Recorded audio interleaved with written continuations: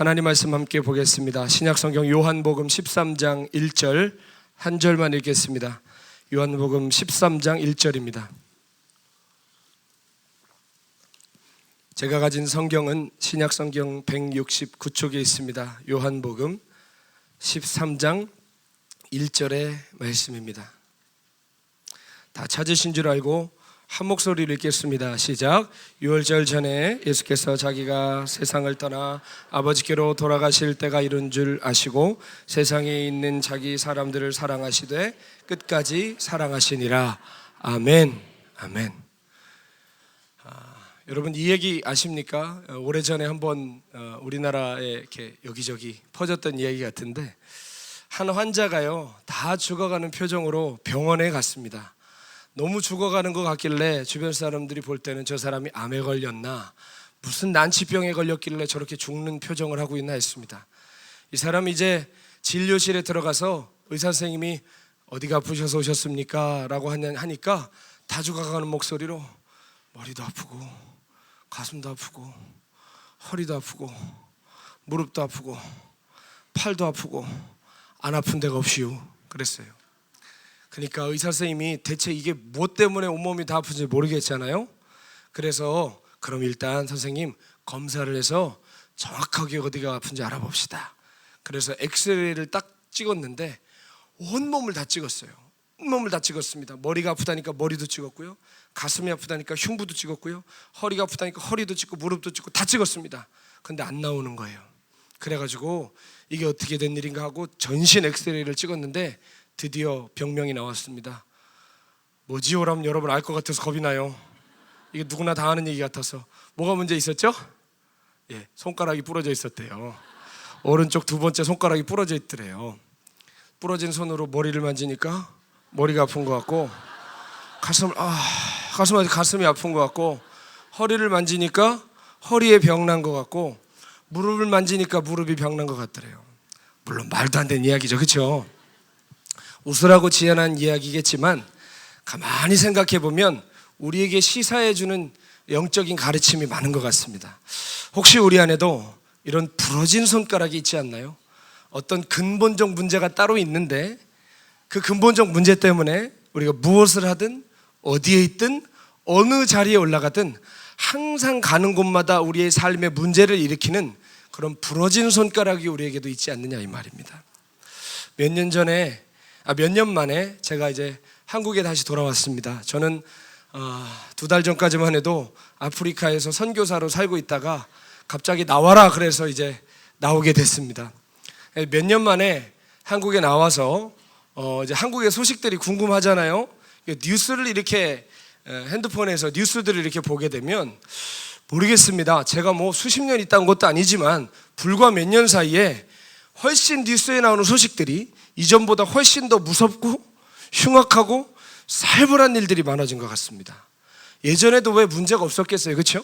예전에도 문제가 정말 많았는데 그런 문제들의 어떤 이 사건의 빈도수와 이 주도 면밀함이 경악할 만하게 늘어가고 있다는 거 우리가 부인할 수 없지 않습니까? 그렇죠? 옛날에는 며칠 동안 연일 대서특필하고 막 다큐멘터리로도 만들어낼 만한 그런 사건들이 하루걸로 한 번씩 일어나는 것 같아요. 뭐가 큰 이슈거리가 될 만한 이유도 없을 만큼 굉장하게 그런 사건들이 일어나고 있다는 것입니다. 솔직히 한국 사회가 점점 각박해지고 사나워지고 이기적으로 되어가고 있다는 것을 우리가 굳이 뉴스를 보지 않아도 일상생활에서 흔히 확인할 수 있습니다. 그렇죠? 여러분 기분 조금 나쁘실 수도 있지만 한국 사람들 좀 싸나운 거 아세요? 제가 외국 살다 보니까 한국 사람 진짜 사나운 것 같아요. 다른 나라 사람들은 지나가면서 인사하게요 안 하게요? 처음 봐도 인사합니다. Hi, hello, how are you? 하고 아프리카에서도 아프리카 사람들은 보면 Hi, how are you 수준이 아니에요. 처음 만났는데 아내는 잘 있냐? 애들은 잘 크냐? 너는 어떠냐? 온갖 걸 완전 호구조사까지 들어갑니다, 여러분. 근데 한국 사람들은 어쩌죠? 지나가다가 인사하면 뭐야? 나 알아? 이런 표정 짓잖아요. 얼마나 경계하고 얼마나 마음에 벽을 치고 사나요? 여러분 한국에서 혹시 운전들 하십니까? 여러분 한국에서 운전하면 세계 어디서든 하실 수 있습니다. 한국 사람들이 얼마나 운전들을 죄송하지만 사납게들 하시는지 껴드는 건 둘째치고 껴들려고 그러면 또 안 껴주려고 그러잖아요. 막 들이밀다가 싸우고 화내고 뉴스 나오고 하는 게 이상하게 이렇게 한국 사람들의 사회적 너무나 당연해진 현상이 된 것 같습니다. 사회가 점점 이렇게 각박해진 이유가 뭘까요? 이 모든 배경들을요 한번 여러분 가만히 생각해 보시죠. 지금 사회에서 일어나는 일들이 정치계든 경제계든 종교계든 문화계든 일어나는 많은 사건들의 대부분의 이 배경을 가만히 살펴보면 한 가지 동일한 부러진 손가락이 있다는 걸 발견하게 돼요.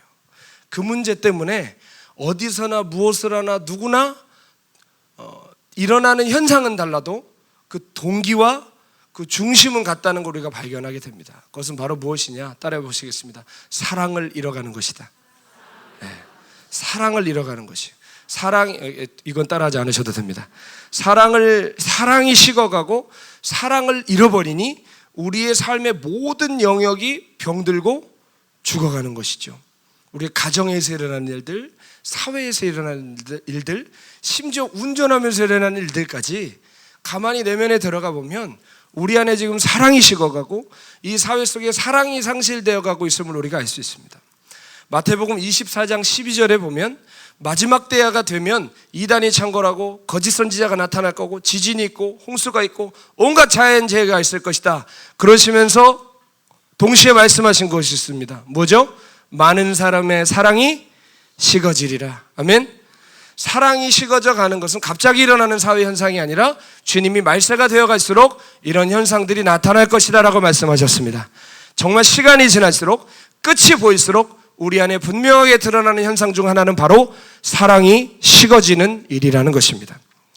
태초에 하나님께서 사람을 창조하셨을 때 사람은 완전한 존재였나요? 불완전한 존재였나요? 왜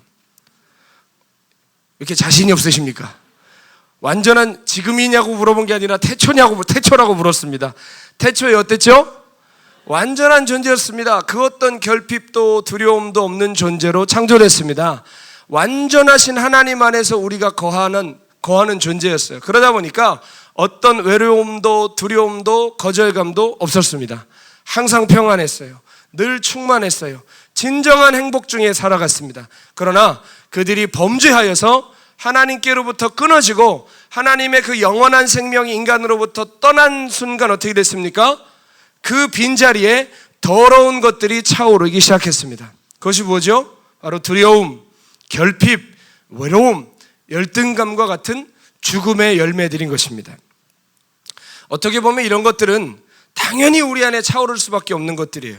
우리가 원래 뭘로 만들어졌죠? 여기서 다이아몬드로 만들어지면 계십니까? 우리 다 흙으로 만들어졌습니다. 그렇죠? 너는 흙이니 흙으로 가라. 주님이 말씀하셨어요. 우리는 흙으로 만들어졌습니다. 그러니까 우리는 원래는 위에서 왔어요? 아래에서 왔어요? 원래 우리를 만든 재료는 땅에 속한 것입니다. 하나님 손 안에 있고 하나님 품속에 거했기 때문에 순전하고 아름다웠던 존재지 하나님과 끊어지는 순간 영락없는 흙덩어리로 전락하는 것입니다. 주인 떠난 빈집에 도둑이 들어오고 강도가 침입하듯이 하나님이 떠난 심령에 죽음의 열매들이 맺히는 것은 당연한 일입니다. 못 들어올 이유가 없습니다. 흙덩어리밖에 안 되는데요, 그렇지 않습니까? 모든 인간 안에는 이렇게 누구나 죄로 인하여 맺힌 죽음의 열매들이 있습니다. 결핍과 두려움을 안고 살아갑니다. 그러니까 어떻게 되죠? 누가 사랑해 라고 말하면 오히려 어색해요. 나? 축복합니다 그러면 뒤에 한번 쳐다봅니다. 내가 아니길 원해요. 나였으면 큰일 나요. 누가 친절을 베풀면 받는 게 아니라 의심부터 합니다. 사회가 각박해져서 그런 게 아니라 우리 안에 있는 그 죽음의 열매들이 사회를 그렇게 만들어 놓은 것입니다. 예전에 찬양 사역을 할 때 우리 함께 축복하실까요? 당신은 사랑받기 위해 태어난 사람 하면 손을 이렇게 뻗으시는데 절대 옆을 보지 않아요. 대체 그 당신이 누군지를 알 수가 없어요. 지금도 어딘가를 향해서 하는데 동공도 풀려 있고 얼굴도 굳어 있고 나 쳐다보고 손 뻗기만 해봐 이런 표정으로 하시는 분들이 적지 않습니다. 특별히 어린애들이 그럴까요? 어른들이 그럴까요? 어른들이 더 그럽니다. 살아가면 살아갈수록 마음이 더 다치나 봐요. 살면 살수록 더 마음의 벽이 높아지나 봐요. 심지어 피드백까지 들었습니다. 다음 주부터 축복송 부르면 난 교회 떠난다. 이렇게 정말 통보받은 적도 있었습니다. 그게 얼마나 싫었으면 그게 얼마나 힘들었으면 그랬을까요? 여러분, 가만히 보면요, 우리의 열심과 충성 뒤에도 사랑과 충만이 있는 것이 아니라 결핍과 두려움이 있는 것들을 보게 됩니다. 우리가 사랑과 충만에서 나오는 에너지로 살면 누가 뭐라고 하든, 누가 인정해주든 인정해주지 않든, 누가 내 자리에 대신 올라서든, 누가 나를 어떻게 평가하든 큰 상관하지 않고 살아갑니다. 그런데 어떻죠? 우리의 마음의 심령의 근간에 결핍과 두려움을 근간으로 두고 살아가니까 어떻게 되죠? 매사에 뒤처질까, 거절당할까, 무시당할까, 소외될까 하는 마음으로 살아가게 되는 것입니다. 여러분, 그거 아세요? 두려움도 굉장한 에너지를 냅니다. 두려우면 사람 무조건 숨을 것 같으세요? 그렇지 않아요. 두려우면 굉장한 에너지를 내요.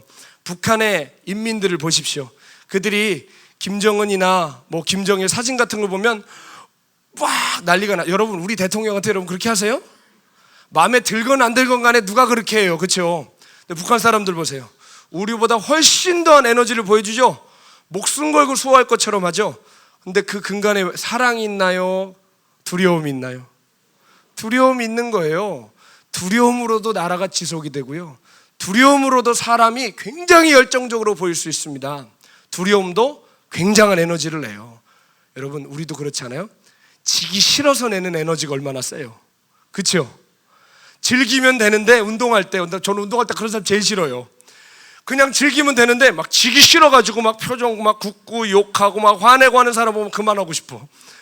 지기 싫어서 하는 에너지가 얼마나 세냔 말이에요, 그렇죠? 또 어때요? 남을 제끼고 올라가고 싶어하는 그 경쟁의 에너지가 얼마나 세요, 그렇죠? 내가 밟고 올라가리라, 반드시 저 자리에 내가 올라가리라, 그런 에너지가 얼마나 대단합니까? 또 그 자리에 올라가면 그 자리를 안 내려놓으려고 하는 열심은 또 얼마나 대단해요, 그렇죠? 그거 뺏기면 사람들이 자살을 하더라고요. 얼마나 큰 에너지와 자신의 삶을 투영했으면 그 자리 뺏기면 목을 매달고 뛰어내리는 일도 있더라니까요. 여러분, 두려움과 결핍도 어마어마한 에너지를 내서 우리를 끌고 간다는 걸 잊으시면 안 됩니다. 반대로 또 이건 어떻게 또 반대작용이 있죠?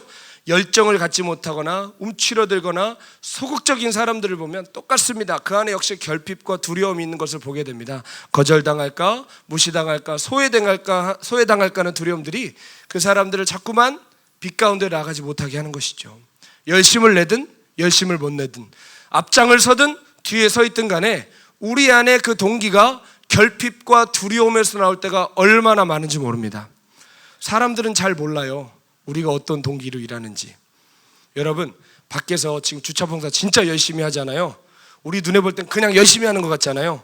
근데 인간 군상은 마음의 문을 열어보면 그 동기는 다 다를 수 있다는 거예요.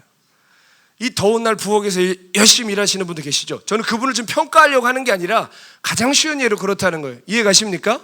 열심히 일합니다. 아이고 수고하십니다. 누구나 수고하는 것 같아 보이지만 마음의 문을 열고 그 동기를 들어가 보면 그 근간에 사람마다 다른 동기가 있을 수 있습니다. 이해 가십니까? 여러분, 교회에서 다들 섬김의 직분들이 있으시고 맡으신 자리가 있을 텐데 정말 사랑과 충만으로 하시는지, 결핍과 두려움을 근간으로 하시는지 사람들은 알까요, 모를까요? 잘 모르죠. 근데 더 무서운 건 뭔지 아세요? 나도 잘 모른다. 나도 잘 모른다는 거예요. 나도 내가 왜 이렇게 열심을 내는지 정신 안 차리고 살면 그 깊은 동기를 눈치 못 채고 살아갈 때가 정말 많습니다. 하나님 안에서 인정받고 사랑받고 존귀 여김을 받던 인간이 이제 하나님을 떠나니까 어떻게 돼요? 하나님 말고 다른 존재한테 인정을 받아야 돼요. 사랑을 받아야 돼요. 존귀 여김을 받아야 돼요. 그러니까 그 인생이 얼마나 고단하고 어렵겠습니까? 왜죠? 불완전한 존재는 완전한 존재에게 그걸 받아야 되는데 우리 모두가 불완전하거든요. 그래요, 안 그래요? 그러니까 불완전한 존재가 불완전한 존재에게 사랑과 인정과 그 칭찬과 격려를 받고 싶으니 그 정상적인 칭찬과 격려가 오가겠냐 이 말입니다. 팔도 안으로 굽게 되고 잘 보지 못하게 되고 불공평한 경우도 있게 되고 이런 일이 얼마나 많게 되냐 이 말입니다. 이 부러진 손가락과 같은 이런 결핍과 두려움은 우리의 마음을 병들게 하고 우리의 삶에 열정을 갖게 하되 병든 열정을 갖게 해요. 그래서 결국엔 어떻게 됩니까? 이 열정이 미치는 곳마다 병들고 무너지게 합니다. 교회라고 예외가 아니에요. 하나님의 일이라고 별개가 아니에요. 교회든 기도원이든 선교단체든 어디든 항상 잡음이 많은 곳은 어딜까요? 잡음이 많은 곳은 어딜까요? 따라합시다. 우리의 열심이 부어지는 곳이다. 우리의 열심이 부어지는 곳에 잡음이 제일 큽니다. 우리의 충성이 나타나는 곳에 제일 문제가 많이 나타납니다. 교회에서 화장실 청소하는 데서 싸우는 역사가 일어나야 되는데 화장실 청소하는 데서는 아무도 안 싸웁니다. 네가 해, 네가 해, 괜찮아. 네가 해. 이렇게 하는데 어떻게 되죠? 인정받는 자리에선 과일을 깎아도 내가 갖다 드려야 돼. 그렇죠? 뭐 하나를 해도 내가 해야 되고 이 자리는 내가 없으면 안 되고 이렇게 돼버린단 말입니다. 당회에서, 기획위원회에서, 재정부에서, 주방에서, 성가대에서, 찬양단에서 다 영향력 있고 눈에 띄는 부서들, 우리의 충성과 열심이 부어지는 그 자리에서 항상 문제는 발생합니다.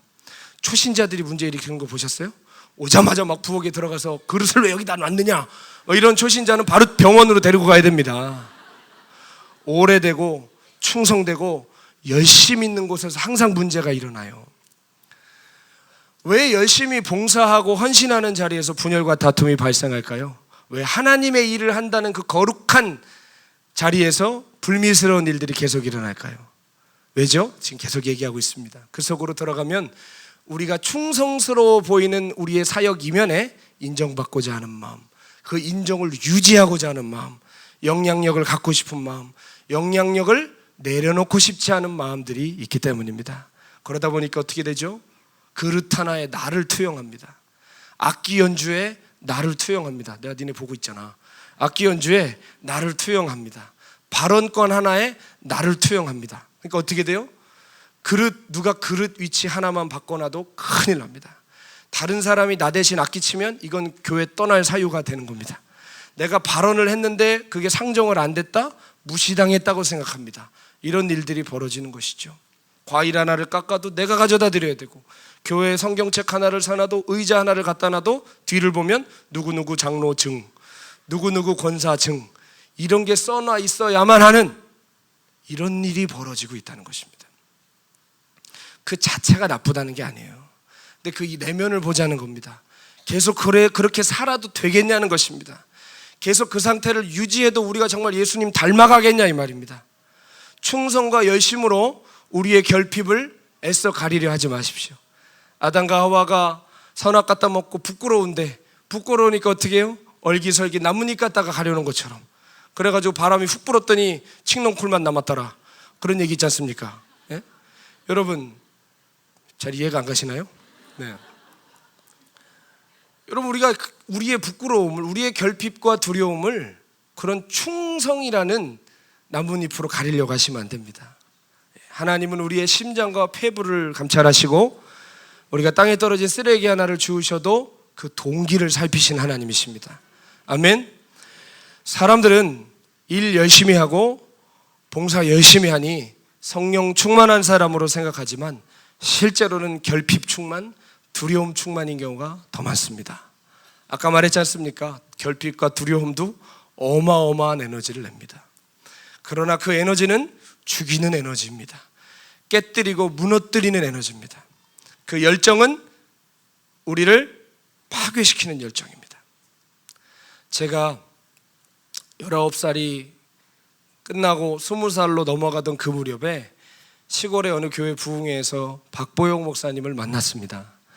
박보영 목사님도 그때 생애 2번째 부흥회시고 부흥회 아주 아마추어 시절이셨던, 지금보다 훨씬 더 말도 많이 더듬으시고 목소리 톤도 한 톤 낮으시고, 그러나 훨씬 더 영권이 강하시고 훨씬 더 뭔가 와 저분 뭐지? 하던 그런 시기에, 정말 프레시하던 시기에 제가 목사님을 생각도 안 한 자리에서 만나게 됐습니다.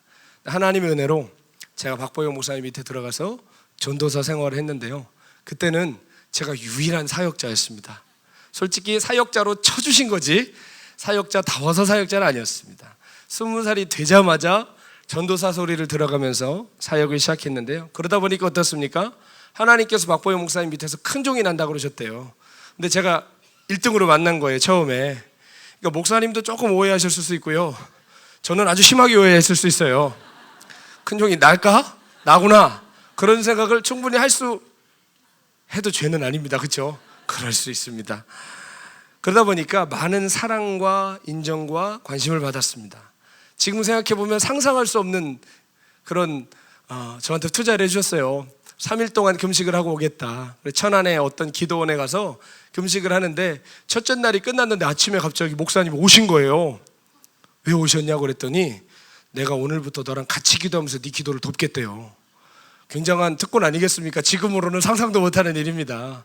그러시더니 계속 기도를 시키는 거예요. 배고파가지고 막 힘이 빠지는데 계속 기도하래요. 계속 기도하래요. 그러더니 밤에는 산으로 데리고 올라가셔서 조그만 방이 하나 있었는데 그 산에 있는 방으로 데리고 들어가시더니 계속 기도시키는 거예요. 그러시더니 오셔서 막 안수기도도 해주시고 더 기도하라고 하면서 막 옆에서 정말 그렇게 도와주셨던 기억이 있습니다. 금식 끝날 때까지 같이 해주셨어요. 같이 금식하시면서. 그러더니 끝나는 날에는 그 기도원 부엌에다 얘기하셔서 미움도 쏟아주시더라고요. 굉장한 서비스 아닙니까 이거? 그것도 바보예요 목사님이. 그러니까 그때는 이게 뭔지 몰랐어요. 왜 이렇게 이분이 나한테 열심히 하시지? 그냥 그랬는데 제가 요즘 얘기합니다. 목사님께 10년만 늦게 만났으면 얼마나 좋았을까요? 철딱서니가 들고 만났으면 얼마나 좋았을까요? 그때는 내게 일어나는 이 모든 그 호의와 이런 특권들이 뭔지를 몰랐다고 제가 그렇게 얘기하곤 하는데요. 어찌됐든 그렇게 정말 1대1로 붙으셔가지고 얼마나 많은 영적인 도움을 저에게 주셨는지 몰라요. 근데 문제는 뭐냐, 인천으로 오기 시작하면서 사역자들과 사역자 후보생들이 막 들어오더라고요.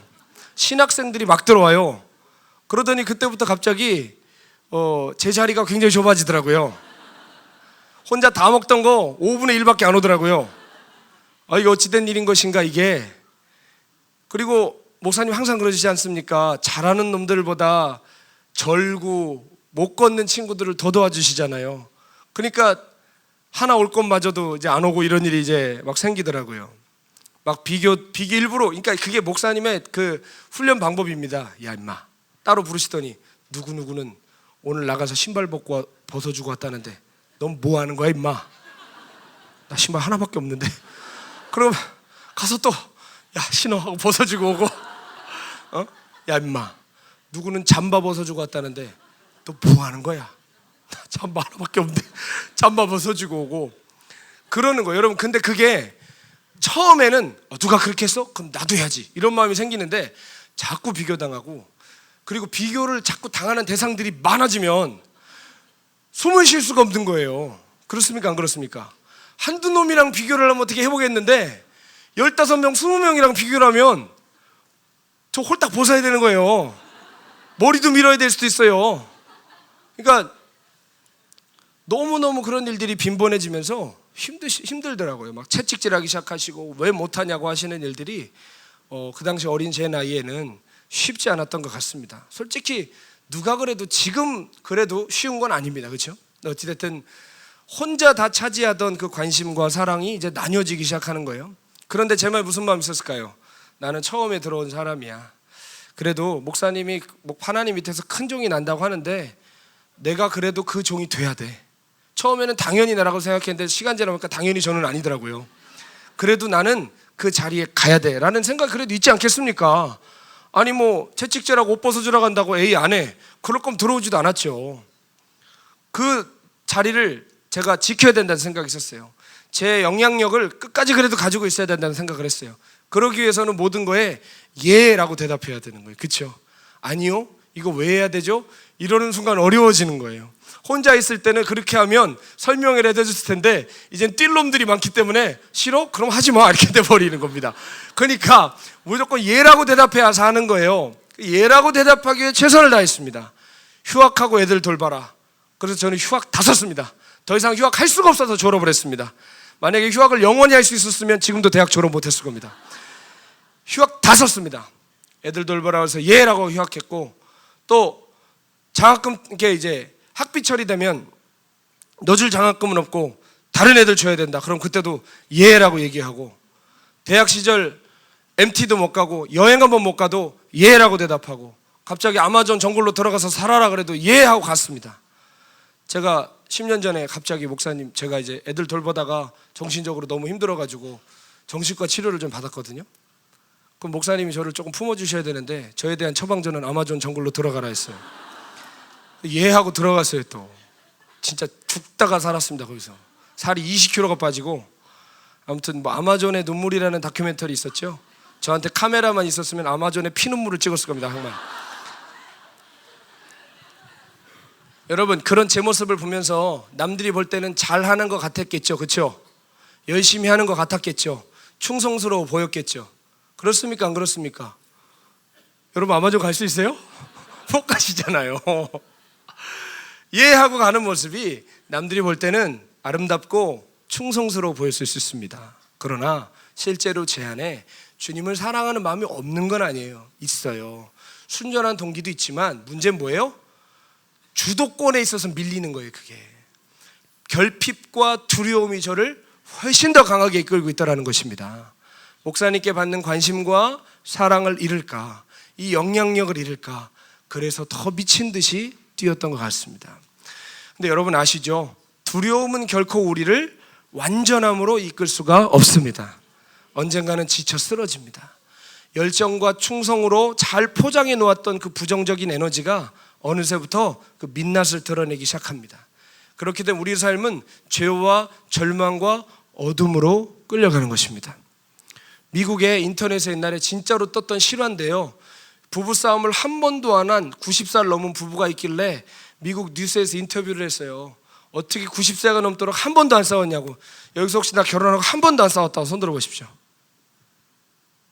아니면 한 번도 안 싸울 짝이 필요하다 손 들어보십시오. 예. 그런 사람 없습니다. 그렇죠? 한 번도 안 싸워본 사람 없어요. 저도 무수하게 많이 싸우면서 10년도 안 됐는데 여기까지 온 것 같습니다. 하물며 시간이 지날수록 얼마나 더 많은 사연들이 있으실까요? 근데 90이 넘었는데 한 번도 안 싸웠대요. 인터뷰를 했는데 부인이 그 비법을 알려줬어요. 어떻게 안 싸웠냐. 신혼여행을 어디 그 북아프리카의 사막 쪽으로 갔는데 낙타를 타고 이렇게 둘이 막 가고 있는데 갑자기 낙타가 푹 주저앉더래요. 그러니까 남편이 탄 낙타가 푹 주저앉더래요. 그러니까 남편이 굴러떨어졌겠죠. 한국 사람 같으면 못하겠어요. 이놈의 낙타가 하면서 막 엉덩이를 때리든지 여기 운전사 나오라고 그래 막 이럴 거 아니에요. 근데 그 남편이 탁 털더니 낙타한테 가더니 그러더래요. 한번 그러더래요. 근데 여러분, 여자가 볼 때는 멋있어요, 멋있어요? 멋있죠. 화도 안 내고 한번 그러더래요. 그래가지고 딱 타고 다시 가는 거예요. 가는데 낙타 갑자기 또 푹 주저앉더래요. 그러니까 여러분, 제가 낙타 키우는 동네에서 사역했거든요. 낙타 진짜 큽니다, 여러분. 정말 크고요. 낙타에서 떨어지면 잘못하면 죽어요.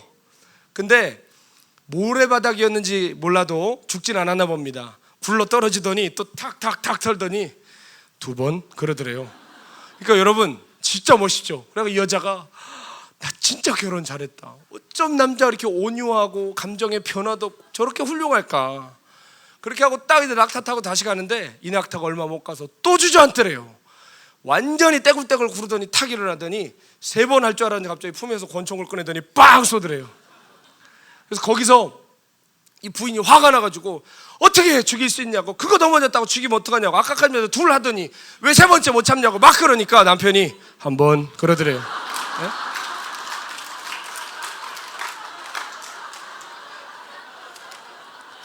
그 이후로 싸울 수가 없었대요. 싸울 때마다, 싸움을 막 걸려고 할 때마다 한번 그러는 거죠. 여러분, 그게 진짜 사랑일까요? 그게 사랑일까요? 무서워서 산 거예요. 여보, 한번, 여보 더는 못 살게 한번, 이렇게 계속 가는 거예요. 그러니까 총 맞을까봐 그렇게 산 거죠. 너무 즐거워해 주셔서 감사해요, 여러분. 자, 두려움은 우리를 데려갈 수는 있는데 절대로 마음까지는 못 데리고 갑니다. 그렇죠? 마음까지는 못 데리고 가고 결국 같이 살지만 같이 사는 것이 아닌 것 같은 형국으로 사는 것이죠. 우리가 두려움이나 결핍이 동기가 돼서 주님을 따르면 말은 주님을 따르지만 결코 주님과 함께 걷는 길은 아니라는 것입니다. 제가 그렇게 살다가 인생의 어느 한순간에 박 목사님과 좀 서로 오해가 생기고 관계가 틀어지는 일들이 있었습니다. 그 시기가 저희 공동체 아주 전체적으로 큰 위기의 시간이었는데요. 오해가 생겼는데 그거를 빨리 풀지 않으면 어떻게 되죠? 정말 나중에는 다시 그 매듭을 다시 묶기가 정말 어려워집니다. 시간이 오래되면서 점점 멀어지고 오해가 더 깊어지는 시간들이 계속됐습니다. 그러면서 제 안에 무슨 생각이 들었을까요? 솔직히 목사님이랑 저랑 멀어지면 손해볼 건 저밖에 없거든요. 목사님 뭘 손해볼 게 있겠어요? 근데 손해볼 건 저밖에 없는데 이상하게 자꾸 이게 안 되더라고요. 해명하려고 해도 안 되고 설명하려고 해도 안 되고 뭔가 자꾸 멀어지고 깨지는 느낌이, 점점 멀어지는 느낌을 지울 수가 없었습니다. 그때 어떤 생각이 들까요? 더 이상 나는 관심받는 사람도 아니구나, 기대받는 사람도 아니구나, 하나님 말씀하셨던 그 종도 아니구나. 박 목사님의 기대와 소망은 다른 사람에게 향하는 것 같고, 또 여러분 어떻겠습니까? 제가 아무리 열심히 해도 영적인 리더의 지지를 받지 못하는, 축복을 받지 못하는 사역이 잘 될까요?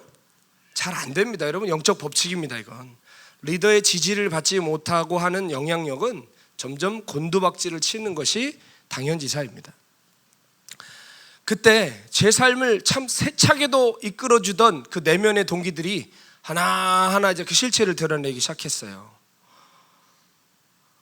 제 안에 저를 그렇게 강하게 이끌던 결핍과 두려움은 점점 저를 절망과 어두움으로, 부정적인 생각으로, 죄책감으로, 그리고 정말 죄 짓는 곳으로 저를 끌어가기 시작했습니다.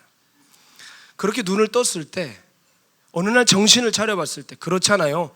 사기꾼만 믿고 가다가 어느 날 정신을 차려보니 다 잃은 것 같은, 제 안에 있는 결핍과 두려움이 참으로 저를 잘 이끌어 주었습니다. 그래서 거기까지 끝까지 갔는데 어느 날 정신을 차리고 눈을 떠봤더니 제가 서 있는 곳은 제가 그렇게 서고 싶었던 그곳이 아니라 죄의 자리에 서 있었습니다. 제가 그토록 사랑하던 예수님 품이 아니라 지옥으로 가는 길 앞에 서 있었습니다. 그런데 너무 오랫동안 잘못된 동기로, 잘못된 영적 근거로 살아왔습니다. 결핍과 두려움이 이끄는 그 길을 걷다가 이제 도저히 살 수가 없어서 바른 길을 걷고 싶은데 제 안에 저를 일으켜줄 사랑과 충만함이 보이지가 않았습니다. 마치 오랫동안 쓰지 않아서 먼지가 뽀얗게 쌓여있는 기계처럼 더 이상 저를 이끌어갈 만한 사랑이, 그 충만이 제 안에는 없었던 것이죠. 그때 박 목사님이 어떻게 기가 막히게 하셨던지 저를 아프리카로 가라고 하시더라고요. 아주 매정하고 단호하게 저를 보내셨습니다. 그 많은 설명도 하지 않은 채 매정하게 저를 보낼 때 제 마음에 좋은 마음이 있을까요? 서운한 마음이 있을까요? 서운한 마음 있죠. 서운한 마음이 있습니다. 아, 이제 버림받는구나, 결국 이렇게 끝나는 거구나 라는 생각을 표현은 하지 않았지만 마음속 깊이 묻어놓은 채 아프리카로 그렇게 향하게 됐습니다. 제가 선교사가 되고 싶다는 기도는 늘 했는데 저는 원래 중국으로 선교사를 가고 싶었습니다. 아프리카 선교사 되기 전에 아프리카를 몇 번 가봤거든요. 근데 갈 때마다 느꼈던 건 여기는 아니야, 그런 생각이 드는 거예요. 저한테 맞지가 않는 거예요. 환경이 열악해서가 아니라 제가 할 수 있는 그런 사역과 아프리카에서 필요한 사역이 잘 맞지가 않는 것 같은 거예요. 그래서 여기는 아닌 것 같아 했는데 우리 주님은 그걸 딱 들으시고 꼭 거기로 보내시더라고요. 그래가지고 갔는데 제가 막 기도하고 사명감 갖고 간 것도 아니고 소명도 없이 그렇게 쫓겨나듯이 그 땅에 떨어졌습니다. 아직도 기억납니다. 12월 22일 오후 1시인가에 떨어졌습니다. 네. 두 돌 가자마자, 진짜 가자마자 두 돌 지난 딸이 말라리아에 걸려서 고열에 시달리고 죽어갈 때, 또 그 일이 끝나자마자 둘째가 임신됐는데 아내와 아이를 다 잃을 수 있다고 산부인과 의사가 얘기할 때, 언어도 못하고 어떻게 살아가야 될지를 몰라서 늘 헤매고 현지인들에게, 주변 선교사님들에게 혼나고 괄시와 멸시를 당해야 했을 때, 쌀 사러 갔다가 권총광도 만나서 죽다 살았을 때, 그런 상황 속에서 박보영 목사님께 연락을 하면 일부러 전화도 안 받으시고 문자에 답장도 안 하시고, 권총광도 만났을 때 한마디 하시더라고요. 너 죽을 각오 안 하고 갔냐? 한마디 하시고 더 이상 말도 없으시더라고요. 그때 무슨 마음 들까요? 나 버림받은 거 맞구나, 나 끝났구나, 이제 내가 살아가야 하는구나. 근데 내가 살아가야 하는구나라는 걸 깨달았다고 해서 사라지는 건 아닙니다.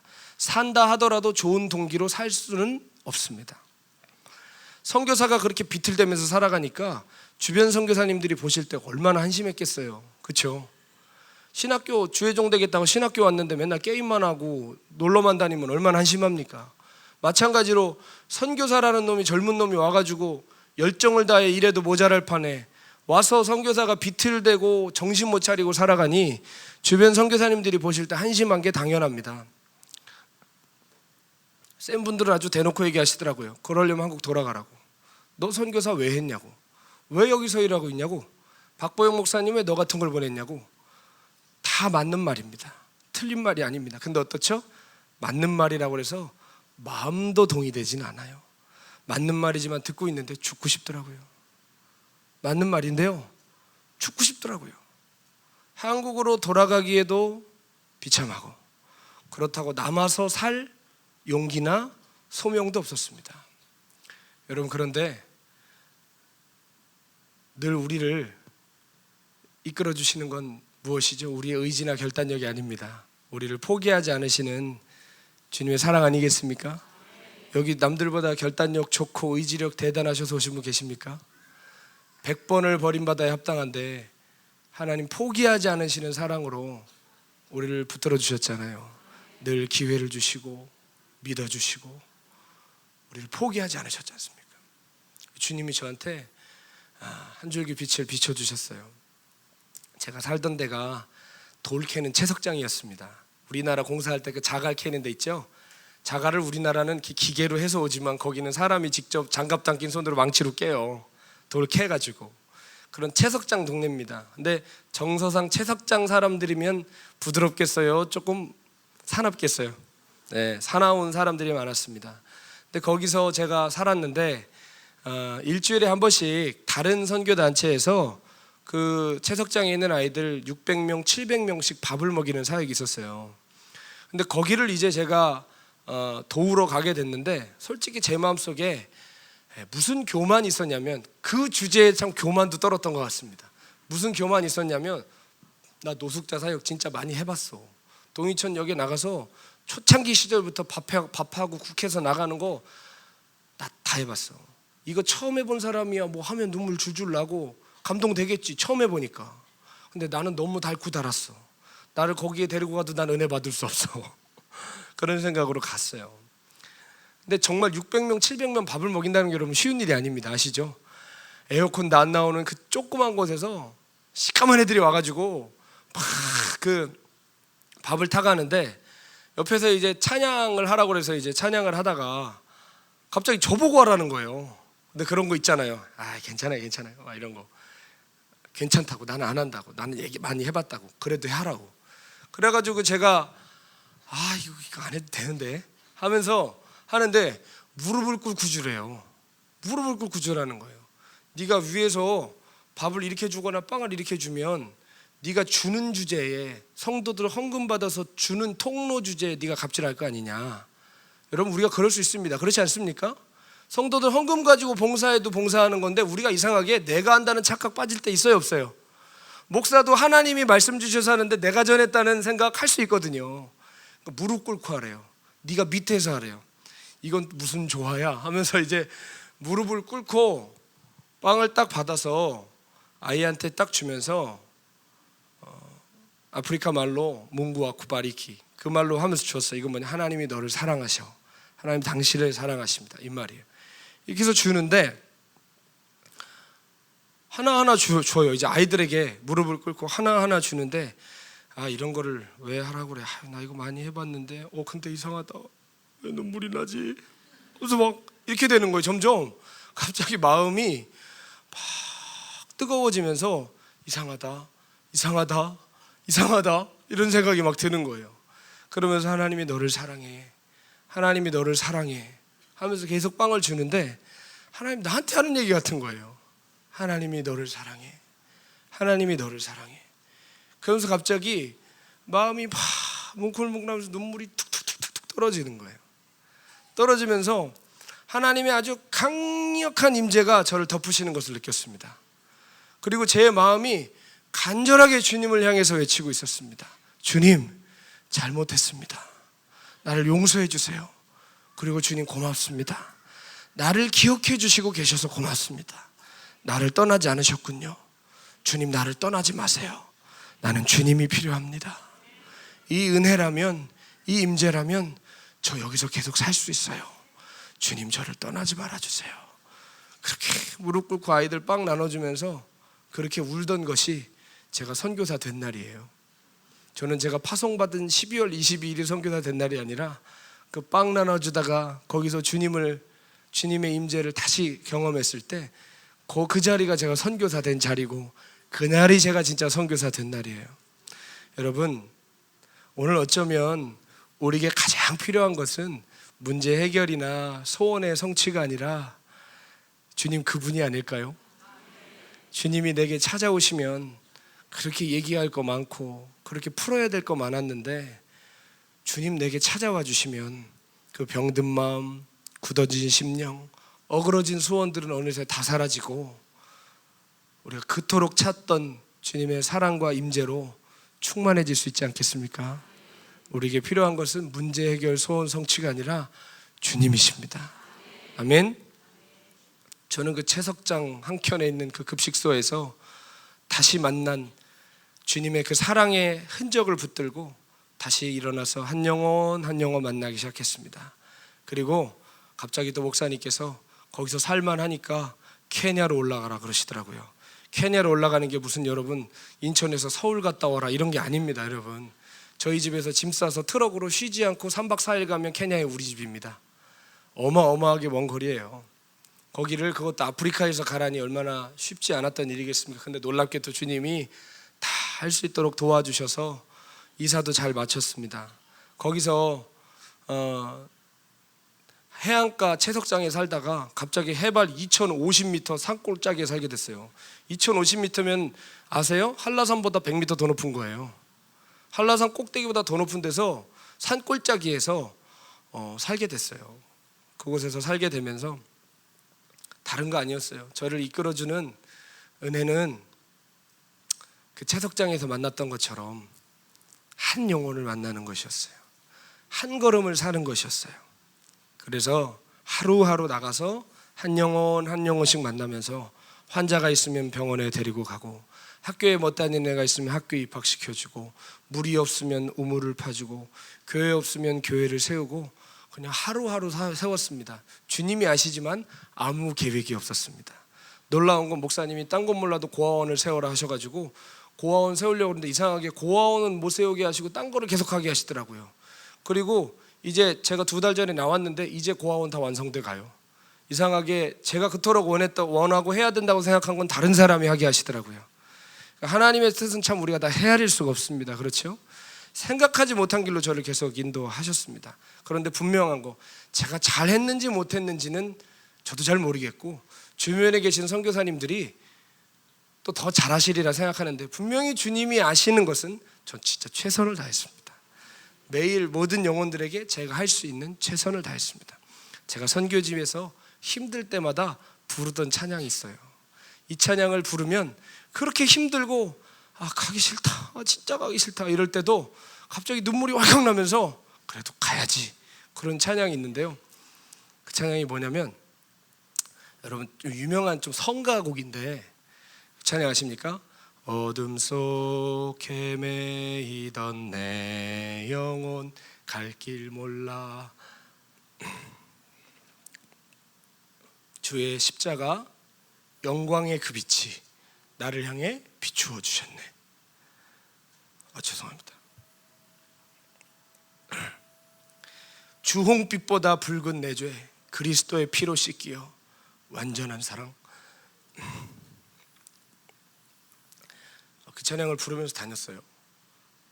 그때 고맙게 제가 그때 사막에서 호흡할 때 너무 힘들었는데 매일 저랑 같이 다녀주면서 저를 도와준 친구가 하나 있습니다. NGO 섬기는 친구인데, 여러분 혹시 섬김의 손길에서 아프리카 애들 물 마시고 이런 아름다운 사진들 그 친구가 다 찍어준 거예요. 저는 그런 걸 못해요. 집에 오면 깨달아요. 하나도 안 찍었네. 근데 그 친구가 다 찍어줘서 건진 거예요. 근데 그 친구가 감사하게 오늘 왔어요 여기. 근데 이 찬양을 아까 설교 준비하면서 부르는데 또 그렇게 눈물이 나더라고요. 이 찬양 가사가 저한테 100% 아멘이었어요. 어둠 속 헤매이던 내 영혼 갈 길 몰라 방황할 때.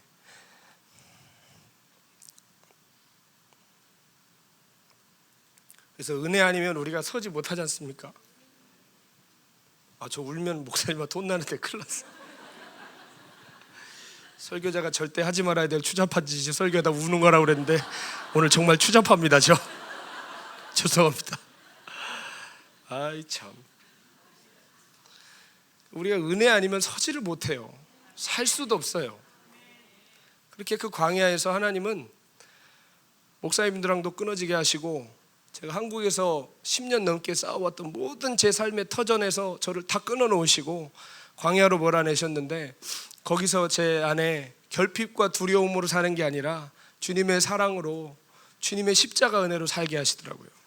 그렇게 진짜 하루하루 살았습니다. 그러다 보니까 이제 모든 초점이 예수님을 어디서 만날 수 있을까? 어떻게 하면 예수님 기뻐하실까?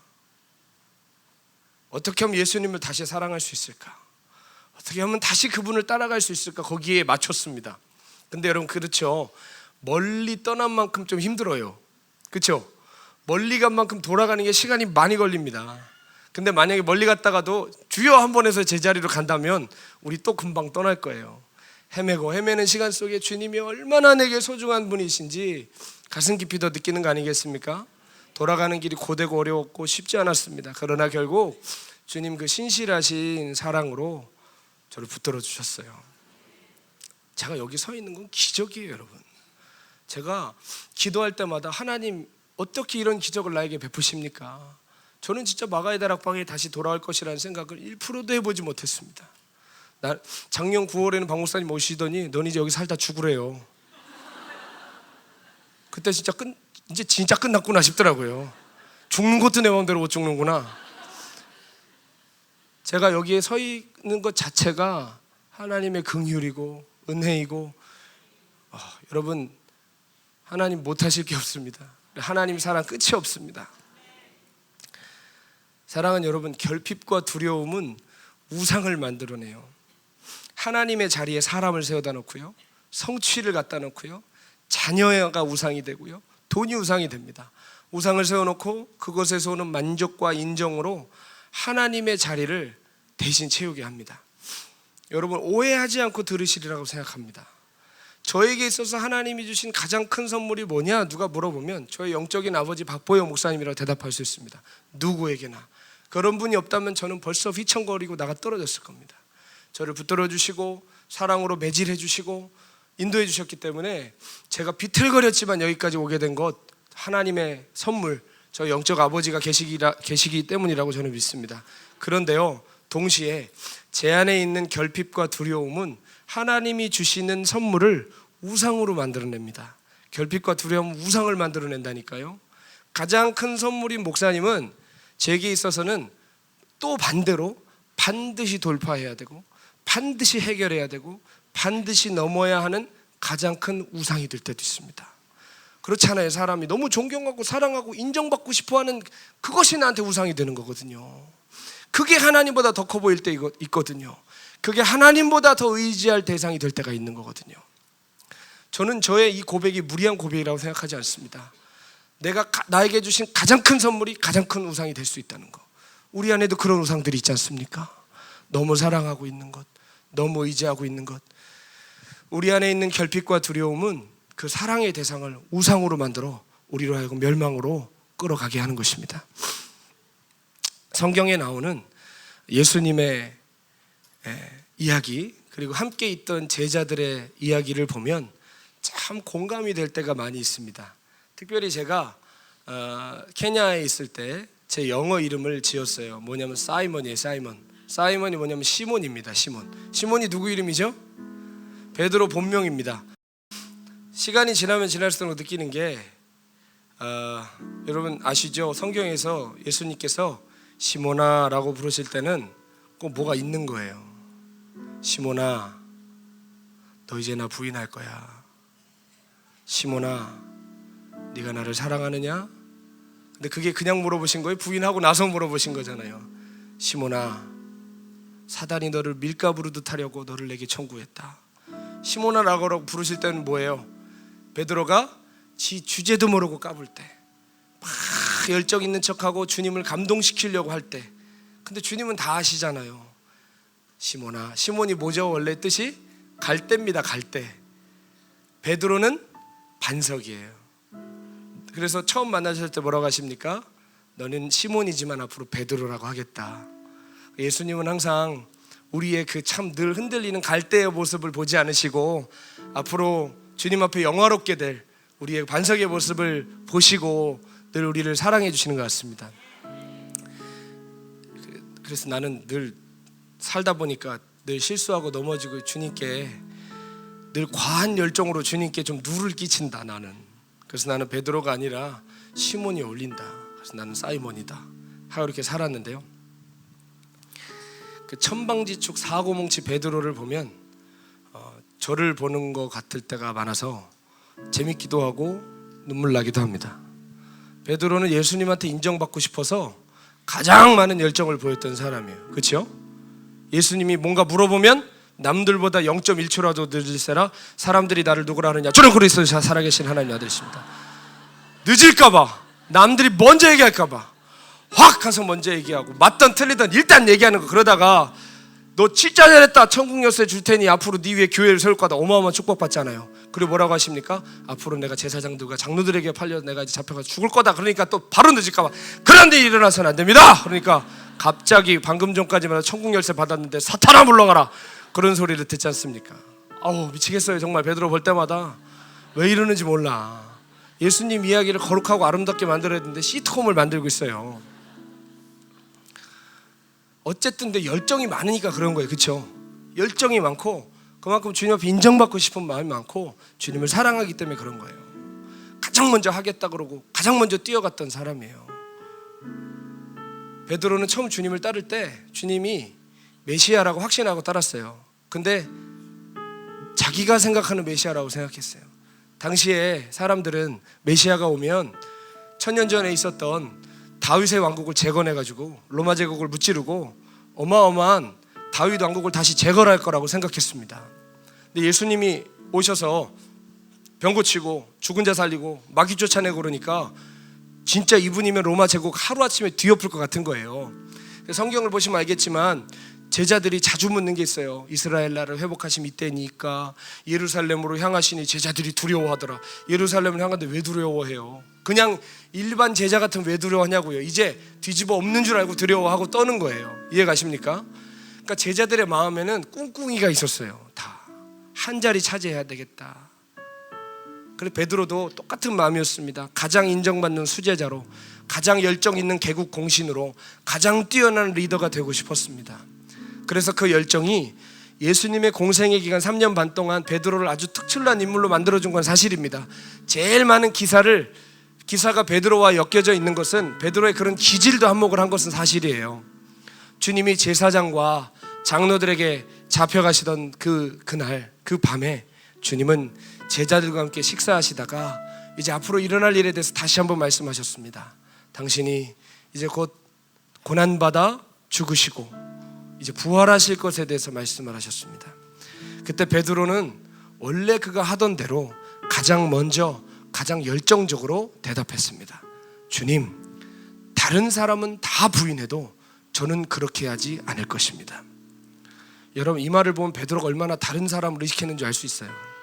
다른 사람은 다 부인해도 저는 부인하지 않겠습니다. 주변에서 듣던 제자들이 얼마나 열받았을까요? 저놈은 말을 왜 저렇게 할까? 나는 부인하지 않을 거예요 라고 해야 되는데 다른 사람은 다 부인해도 나는 부인 안 할 거지롱.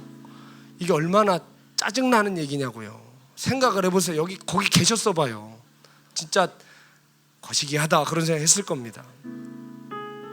어쨌든 저는 주님을 죽는 데까지 따라갈 것입니다 라고 이야기를 했어요. 그때 주님이 뭐라고 말씀하시죠? 누가복음에 나온 말씀입니다. 잘 들으셔야 돼요. 시몬아 시몬아 보라, 사탄이 너를 밀 까부르듯 하려고, 타작한 밀을 막 까부르는 거 있잖아요. 너를 밀 까부르듯 하려고 내게 너를 요구했다. 그러나 내가 너를 위하여 내 믿음이 떨어지지 않기를 기도하였으니 너는 돌이킨 후에 내 형제들을 굳게 하라. 내가 네게 말하노니 오늘 닭 울기 전에 네가 3번 나를 모른다고 부인하리라. 이 말은 무슨 말씀이죠? 네가 죽는 데까지 따라간다고? 아니, 이미 사단도 다 안다. 사단이 네가 이제 3번 부인하면 너 완전히 절망하도록, 가룟 유다처럼 목매 달도록, 완전히 가서 망가지도록 사단이 너를 나한테 달라고 요구했다. 그런데 베드로야, 내가 아버지께 이미 간구해 두었다. 너의 믿음이 떨어지지 않기를 간구해 두었다. 너는 그 죄를 짓거든 다시 일어나서 뭐라고 하셨죠? 돌이킨 후에 너의 형제들을 굳세게 하여라. 아멘. 많은 사람들이 우리도 그렇잖아요. 주님 위해 생명 드릴 것 같이 하다가 또 자빠지고 넘어지고 죄짓고 부인하고, 너의 형제들을, 너처럼 넘어질 형제들을 굳게 하라는 거예요. 그리고 정말 그날 밤 예수님이 매맞고 모욕당하시고 대제사장 뜰까지 끌려가셨습니다. 그렇죠? 근데 베드로가 처음엔 도망갔다가 일이 어찌 되나 보려고 했다는 건 무슨 심보일까요? 예수님 이제 하나님의 아들로 등극 혹시 하실까? 어려운 일을 당하시면 갑자기 확 능력 나가지고 갑자기 로마 제국 뒤집어 엎어지고 하나님 나라 한 번에 임할까? 어찌 되나 보려고 따라갔습니다. 대제사장 가야바의 뜰까지 따라갔습니다. 그곳에서 베드로는 예수님을 보기 좋게 아주 계집종의 그 말에 두려워서 3번이나 부인하고, 또 다른 복음서에 보면 부인까지, 저주까지 했다. 저주까지. 그런데 누가복음에 보면 아주 자세하게 나와요. 베드로가 마지막 3번째 예수님을 부인할 때 닭이 울었대요. 나는 저를 모르어 하는 순간 꺾여 하고 닭이 우는 거예요. 그 순간 누가복음 뭐라고 고백하는지 아십니까? 닭이 울매 예수께서 베드로를 보시니. 예수님 베드로를 보셨대요. 왜냐하면 이 모닥불에서 조기 있거든요. 예수님이 지금 저 앞에서 매맞고 조롱당하고 모욕당하고 계시는 걸 베드로는 자기가 없는 척 와서 이렇게 보고 있는 거예요. 근데 3번 부인하고 저주하는 순간 닭이 울었는데 예수님이 갑자기 돌아서 베드로를 보시는 거예요. 베드로가 그 눈과 마주친 거예요. 그때 성경은 뭐라고 말합니까? 베드로가 예수님과 눈이 마주치자마자 예수께서 네가 3번 나를 부인할 것이다 라는 말씀이 기억나서 밖에 나가 심히 통곡했다고 기록합니다. 베드로가 두려워서 예수님 고난당하시는 거 막아서지를 못했어요. 두려워서 예수님과 같이 엮여서 죽임당할까 봐 예수님 모른다고 했어요. 그렇게 그의 열정과 충성은, 결핍과 두려움으로 이끌어왔던 그의 충성은 대제사장의 뜰에서 힘없이 무너졌습니다. 여러분, 두려움 혹은 다른 동기로 주님 따를 수 있습니다. 그러나 절대로 겟세마네 이상 넘어가지 못합니다. 겟세마네에서 주님 잡혀가실 때 모든 제자들의 열정의 동기가 뭔지 다 폭로됐어요. 다 도망갔어요. 죽음 앞에서 다 내뺐습니다. 그렇죠? 여러분, 죽음을 뛰어넘는 유일한 힘은 하나밖에 없습니다. 주님을 사랑하는 것입니다. 아멘. 베드로는 순식간에 패배자가 됐습니다. 몇 시간 전까지만 해도 가장 결의에 찬 예수님의 수호자였는데 한순간에 패배자, 배신자가 된 것이죠. 지난 3년 반의 열정이 한순간에 물거품이 됐습니다. 그런데 그것보다 더 큰 아픔은 무엇이죠? 주님을 3번 부인하고 닭이 울 때 주님이 나를 바라보시는데 주님의 눈에 정죄와 비통함이 없더라는 거예요. 어떻게 저놈이 그럴까 하는 그런 표정이 아닌 거예요. 오히려 안타까워하시고 가여워하시는 그 자비하신 눈에 베드로의 마음은 무너져 내렸습니다. 예수님 당시에 자칭 메시아들이 참 많았습니다. 그래서 로마군에게 진압당하여서 자칭 메시아라, 이 메시아뿐만이 아니라 추종자들까지 모조리 사형당했던 전력들이 있었습니다. 그로 미루어서 예수님의 제자들도 잘못 걸렸다가는 그들의 신변 또한 안전하지 않은 것이었습니다. 그래서 그들은 늘 모이던 장소로 갔습니다. 거기가 어디죠? 예수님 예루살렘 가시면 항상 계시던데, 여기랑 이름이 같은 데인데요, 마가의 다락방입니다. 여러분, 마가의 다락방은 하나님이 특별히 선택해서 여기서 성령 줄 거다 하신 데가 아니라 맨날 모이는 데였어요. 항상 거기에 모였어요. 최후의 만찬 어디서 하셨을까요? 마가의 다락방에서 하셨어요. 아멘. 마가의 다락방으로 다 모였습니다. 그곳에 숨어 있었습니다. 그런데 놀라운 소식이 들리는 거예요. 3일째 되던 날 새벽에 주님이 다시 살아나셨다는 거예요. 시신에 향품을 바르러 갔던 여인들이 돌아오더니 주님이 살아나셨다고, 내가 그 주님을 목격했다고 하는 거예요. 성경에 보면 요한과 베드로가 주님이 살아나셨다는 소식을 듣자마자 무덤으로 달려갔다고 그랬어요.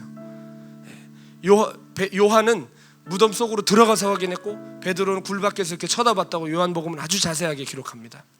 근데 수의, 시체에게 입히는 수의 있는 가지런히 접혀있는데 예수님 계셔 안 계셔요? 안 계십니다. 베드로와 요한은 두렵고 떨리는 마음으로 마가의 다락방으로 돌아갔을 거예요. 근데 생각해 보십시오. 원래 베드로의 성격상 부활하신 주님, 마가의 다락방으로 돌아갔는데 거기서 부활하신 주님이 나타나시잖아요. 그렇죠? 평강이 있을지어다. 평강이 있으라는 건 뭘까? 예수님이 밑도 끝도 없이 그냥 평강이 있을지어다 할까요? 아니면 평강이 필요했던 순간일까요? 평강이 필요했던 거예요. 제자들에게 두려웠어요. 그들은 잡혀 죽을까, 발각될까. 자기의 선생님은 하루아침에 돌아가셨지 얼마나 불안하고 두려워했겠습니까? 부활하신 주님 나타나시자마자 평강이 너에게 있을지어다 라고 말씀하셨죠. 근데 베드로는 평강할 수가 없었어요. 이분이 진짜 살아났으면 진짜 하나님 아들 맞는 거거든요. 인간적으로 따르다가 부인해도 이건 완전 배신자인데, 하나님의 아들을 부인하고 저주했으니 이것처럼 큰 죄가 어디 있겠습니까? 베드로 성격상 주님 부활하신 거 봤으면 나가서 온갖 소리를 다 냈을 사람입니다. 그렇죠? 근데 성경은 베드로가 부활 이후에 어찌했다는 말을 한마디도 안 합니다. 이거 이상한 거죠. 오히려 비중 낮은 도마가, 내성적이던 도마가 갑자기 사춘기가 왔는지 나는 안 보고 못 믿어. 딱 하니까 주님이 나타나셔서 너 이거 만져봐라. 내 구멍난 손과 발과 옆구리에 손을 넣어보고 믿지 않는 자가 아니라 믿는 자가 되라. 그리고 엠마오로 도망가던 두 제자를 만나주시는 베드로 얘기는 없어요. 그렇죠? 왜 그랬을까요? 그 단서가 요한복음 21장에 있습니다. 요한복음 21장에 보면 예수님과 제자들의 만남이 나오는데, 만남의 배경이 예루살렘이 아니라 갈릴리로 바뀌어 있어요. 왜 갈릴리로 가 있었냐? 마태복음 28장 10절에 여인들과 딱 그 무덤 앞에서 만나셨을 때 뭐라고 하시냐면, 여인들에게, 제자들에게 갈릴리로 가라고 전해라. 거기서 나를 만날 것이다 라고 말씀하셨어요. 그러니까 제자들이 갈릴리로 간 거죠. 그렇죠? 갈릴리로 가서 이제 주님이 이제 거기서 나를 만날 거라고 그랬으니까 기다렸을 거 아닙니까? 그런데 베드로의 행적이 이상합니다. 동구밖까지 뛰어나가가지고 예수님을 기다려야 될 베드로의 성격인데, 갑자기 진짜 예상치 못한 말을 해요. 뭐라고 그러죠? 나는 고기 잡으러 갈 거다. 이게 무슨 이상한 얘기냐고요. 이건 베드로의 성격상 맞지 않아요. 그렇죠? 난 고기 잡으러 간대요. 그러더니 그물을 주섬주섬 챙겨가지고 3년 반 전에 그만둔 그 그물질을 하러 그 갈릴리 바닷가로 간 것입니다. 왜 그랬을까요? 아마 마음에 무거움과 찔림이 있었지 않을까 싶습니다. 주님이 미운 건 아니에요. 주님을 사랑하는데 감히 그 얼굴을 볼 수 없는 그 무거움이 있지 않았을까 싶습니다. 부인을 부인하고 저주했던 그 아픔이 있었을 거예요. 그런데 갑자기 그날 밤에 밤새도록 그물을 던졌습니다. 여러분들 박보영 목사님 이런 얘기 하신 적 있어요. 갑자기 야 누가 안 보인다, 얘는 뭐하고 있니? 라고 말씀하셔서 뭐라고 하냐면, 갑자기 애들이 안 보이고 겉돌기 시작하면 마음에 뭔가 있는 거야. 죄를 짓고 있든지 뭔가 문제가 생긴 거라고 그러세요. 그러니까 베드로한테 뭔가 문제가 생긴 거예요. 그렇죠? 겉돌아 자꾸 딴 데가 있어요. 베드로가 그렇게 밤새 고기를 잡았습니다. 밤새 고기를 잡는데 잡았나요? 못 잡았나요?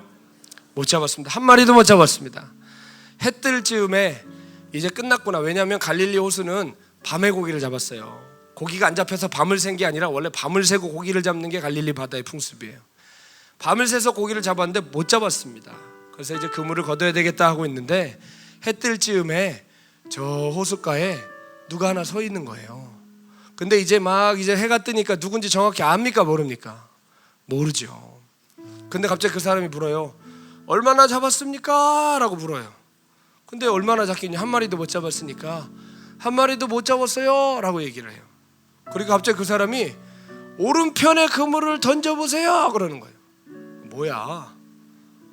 베드로가 똑똑했으면 눈치를 채야 됐을 텐데 뭐야? 그리고 어쨌든 그물을 다 걷었는데 에라 모르겠다고 한번 던진 것 같아요. 오른편에 그물을 훅 던졌는데 어떻게 됐죠? 성경에 보면 들을 수가 없을 정도로 잡았대요. 근데 그때 항상 베드로 옆에 따라다니던 베드로보다 훨씬 더 똑똑한 사람이 하나 있었어요. 누굴까요? 요한은 진짜 똑똑하고 머리가 잘 돌아가는 사람이에요. 요한이 가만히 보니 이거는 많이 본 장면이거든요. 밤새 고기를 잡았는데 한 마리도 못 잡았는데 갑자기 누가 나타나서 던지라고 그러는데 찢어질 정도로 잡은 사건은 3년 전에 있었던 사건이랑 똑같았거든요. 그리고 여러분 생각해 보십시오. 요한은 베드로랑 같은 동네 사람이에요. 그렇죠? 같이 주님 만났어요. 어릴 때부터 같이 자란 동네 형이었단 말이에요. 그러니까 베드로의 심정을 요한이 알았을까요? 몰랐을까요? 베드로의 심정을 다 알았어요. 이 형이 마음 다 무너졌겠구나. 주님 부인해서 죽고 싶겠구나. 근데 그때 그 강가에서 그 호숫가에서 그렇게 그들로 하여금 고기를 많이 잡게 해주신 분이 주님이라는 걸 요한이 안 거예요. 그러니까 성경에 보니까 요한이 주님이다! 라고 소리치는 게 아니라 요한복음 21장에 보면 요한이 베드로에게 일러 말하되 주님이시다. 우리 식으로 말하면 형! 주님이셔! 이거예요. 형! 주님이셔! 그러니까 성경에 보면 뭐라고 얘기하죠? 베드로가 주시라 하는 말을 듣자마자 바다로 뛰어들었대요. 그리고 주님을 향해서 헤엄쳐 가는 거예요. 자, 그건 뭘 얘기할까요? 베드로는 그 밤새도록 고기를 잡고 있었지만 그의 마음은 고기 많이 잡는 걸 생각하고 있었나요? 주님을 생각하고 있었나요? 주님을 생각하고 있었던 것이죠. 주님을 생각하면서 그렇게 고기를 잡았던 거예요. 주님은 밤새 고기 잡느라 지쳐있는 제자들에게 떡과 물고기들을 가지고 아침을 차려주시죠. 그리고 조반 드신 후에 베드로를 따로 부르셔가지고, 아마추어는 모두가 있는 데서 혼냅니다. 그렇죠? 근데 우리 주님은 베드로 혹시 마음 상할까봐 따로 불러가지고 따로 데려가셔서 뭐라고 물어보시죠? 요한의 아들 시몬아, 네가 나를 사랑하느냐? 근데 베드로는 대답을 할 수가 없었어요. 베드로 성격 같아서는 어떻게 했겠습니까? 원래 성격 같으면 사랑하고 말고요. 내가 이걸 어떻게 보여줘야 될까? 이걸 열어볼까요? 막 이랬을 거 아니에요. 그렇죠? 내가 이걸 어떻게 보여줄 줄 모르겠다고 이래야 될 성격인데 베드로는 돌려 말한 적이 없어요. 한 번도. 그런데 예수님이 요한의 아들 시몬아, 네가 나를 사랑하느냐? 베드로가 처음으로 돌려 말합니다. 내가 주님을 사랑하는 줄을 주께서 아시나이다. 그러니까 주님 뭐라고 하십니까? 내 양을 먹여라. 한 번 더 물어보세요. 요한의 아들 시몬아, 네가 여기 있는 다른 사람들보다 나를 더 사랑하느냐? 주님, 내가 주님을 사랑하는 거 주님이 아십니다. 근데 절대 자신 있는 목소리는 아니었을 것 같아요. 그렇죠? 세 번째 마지막으로 물어보십니다. 요한의 아들 시몬아, 네가 정말로 나를 사랑하느냐? 근데 성경에 보면 베드로가 근심하여 말했다고 그러는데 쉬운 성경을 보니까 베드로가 울면서 얘기했대요. 베드로가 울면서 얘기했대요. 근데 좀 대답이 달랐어요. 따라해 보겠습니다. 주여, 모든 것을 아시오매. 내가 주님을 사랑하는 것 주님이 아십니다. 아멘. 모든 것을 아시오매. 이 말은 뭐죠? 주님 다 보셨잖아요. 내가 주님 부인하는 거 보셨잖아요. 저주하는 거 보셨잖아요. 내가 그렇게 하는 거 보셨잖아요. 모든 것을 다 아시잖아요. 그렇지만 주님, 내가 주님을 사랑하는 마음 주님이 아십니다. 주님의 솔직히 우리 상식 같아서는 첫 마디가 어떻게 네가 그럴 수 있느냐 해도 됩니다. 그렇죠? 근데 주님은 네가 나를 사랑하느냐 물으셨어요. 이 말은 네가 나를 부인하고 저주하고 깨지고 상하여 여기까지 도망쳐 나왔어도 나는 너에게 다른 거 묻지 않는다. 네가 나를 사랑하느냐? 그것이 너를 다시 일으킬 힘이다. 쓰러지고 넘어진 너를 다시 끌고 갈 힘이다. 네가 나를 사랑하느냐? 사랑은 여러분 여기까지 오셨지만 잘 걸어오시진 않은 거 잘 알고 있습니다. 심지어 지금 죄에 빠지시고 헤어나오지를 못하시고 넘어지고 쓰러지고 어딘가로 끌려갔는데 어떻게 돌아가야 될지 모르시는 분들도 계실 것입니다. 그런데 그런 우리에게 주님 어떻게 돌아올래? 너 어디서부터 할래? 그런 거 묻지 않으십니다. 한마디 확인하고 싶어 하십니다. 사랑하는 내 딸아, 사랑하는 내 아들아, 네가 나를 사랑하느냐? 그때 우리는 베드로처럼 대답해야 합니다. 주님, 내가 무슨 짓을 했는지 주님이 아십니다. 내가 지금 어디에 주저앉아 있는지 주님이 아십니다. 그러나 주님, 내가 주님 사랑하는 마음, 내가 주님 없으면 살 수 없는 마음, 주님이 아십니다. 그때 주님이 베드로에게 내 양을 먹이라, 나를 따르라 하셨던 것처럼 다시 우리를 이렇게 세워주실 것입니다. 요한은 죽기 전에 요한복음을 기록했어요. 마지막으로 죽기 전에 요한복음을 했을 때는 이미 우리가 알고 있는 마태복음, 마가복음, 누가복음 다 나와 있을 때였어요. 요한이 마지막 서신서 요한복음을 썼는데 우리가 요한복음의 정수를 요한복음 3장 16절로 알고 있습니다. 맞습니다. 그렇죠? 그러나 저는 요한복음 볼 때마다 이게 요한이 진짜 하고 싶었던 얘기 같아 라고 저는 생각해요. 오늘 말씀 보십시오. 유월절 전에 예수께서 자기가 세상을 떠나 아버지께로 돌아가실 때가 이른 줄 아시고 세상에 있는 자기 사람들을 사랑하시되 어떻게 사랑하셨죠? 끝까지 사랑하시니라. 끝까지 사랑하시니라. 사랑하는 여러분, 주님의 사랑은 끝까지 사랑하는 사랑입니다. 포기하지 않으시는 사랑입니다. 갈릴리 호수까지 쫓아오셔서 회복시키고야 마시는 사랑입니다. 패배와 두려움에 빠져서 숨어있던 그 마가의 다락방, 그 마가의 다락방이 얼마나 그들에겐 패배와 수치의 장소였겠습니까? 숨어 있었어요.